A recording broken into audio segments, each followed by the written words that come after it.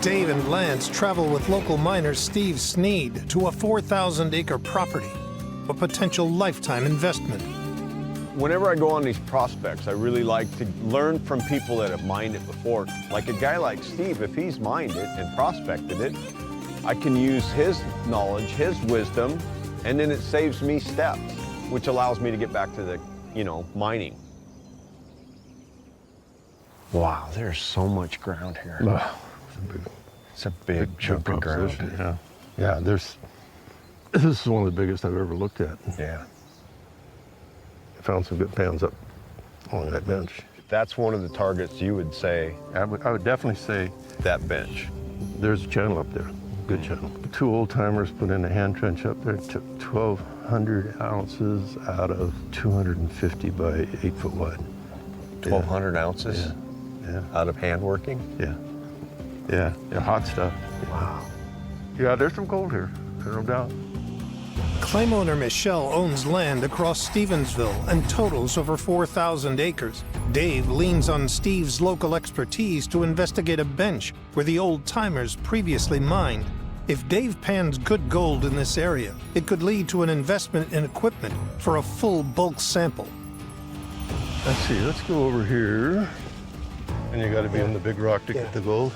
Oh. There's the rock that come right out of there. So you get the big rocks, bigger, coarser gold. Definitely. Steve's looking for big rocks. So he's looking for that interface between big rocks and that bedrocking, and that's where he finds his gold.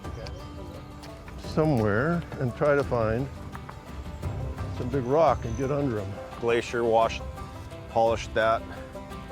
This is kind of a glacial till, and he's looking at reconcentrated areas.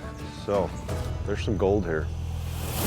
The last ice age, large glaciers grow and move across the Alaskan interior, eroding mountain ranges and creating valleys. As the glaciers slowly retreat, large rocks, sediment, and minerals, known as glacial till, deposit in the valleys. As minerals wash down the mountains and through the valleys, concentrated pockets of gold become trapped beneath the rocks. Dig right down in there, about as deep as you can dig. This excavator's not going that quick. You know, when my workers grunt that hard, it's like, I need a day off. I need a day off. One more. Good. Looks like he's done this before a time or two. Yeah, there's some amazing rocks in here. Some real conglomerate stuff. Yeah.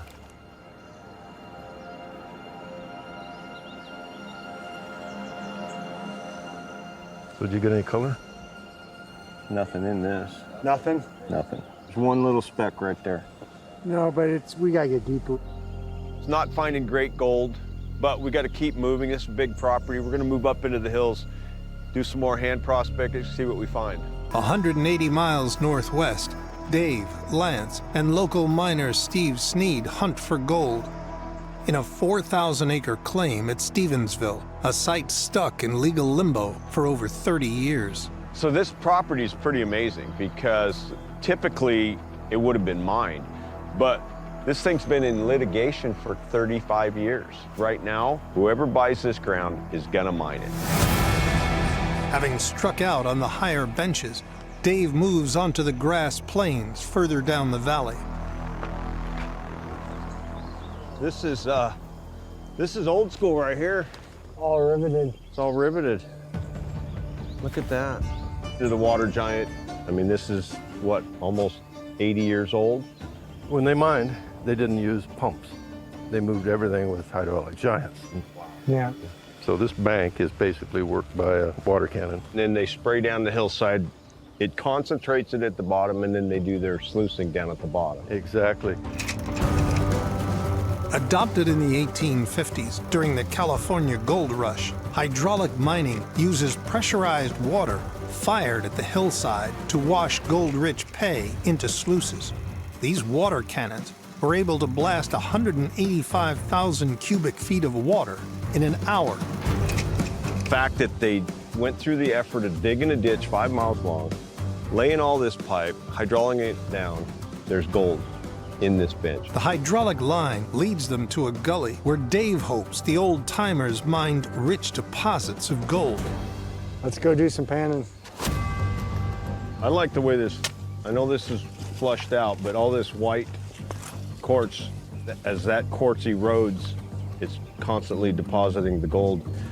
They're taking all this water, washing it down. The gold stays when it flattens out, and so what they've done is concentrated. That's what hydraulic mining is.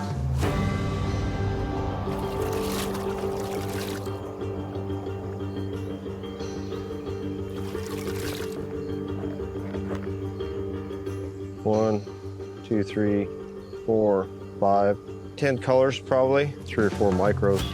Ain't bad. And the old timers, if they put this much effort into mining here, and there's this much evidence, there's gold here. There's no doubt about it. So this probably came from the source of the gold. Obviously it's been moved, washed through a glacier and water. These are the quartz veining structures that carry the gold. Under all these big rocks, like right here, he's gonna be looking for the gold, and coarse gold. We're looking, we're prospecting, and we're going on a journey to find, you know, amazing gold like the old timers did. Deteriorated, decomposed quartz. There's some of that conglomerate. Look at where I mean, it's breaking up pretty easy. A piece right there already. Mm-hmm. 1, 2, 3, 4, 5, 6. You got 6 good-sized colors, and there's probably another 10 smaller colors. So yeah, that's a good pan. With over 15 colors found at the surface, Dave believes there could be substantially more just above bedrock. This is definitely a possibility. There's a lot of work to do. There'd be a lot of studies to do before you do something like this, but I believe this is, you know, a future for what we do around here. It's enough for us to come back. You can get an excavator in here, dig some holes, test it. We gotta go make a lot of calls. Next step would be bulk sampling. Yeah, you got to. Okay. I want to Yeah. see. I want to see it mine, and I want to see you guys make it. All right. Okay, well, Thanks, Steve. You betcha.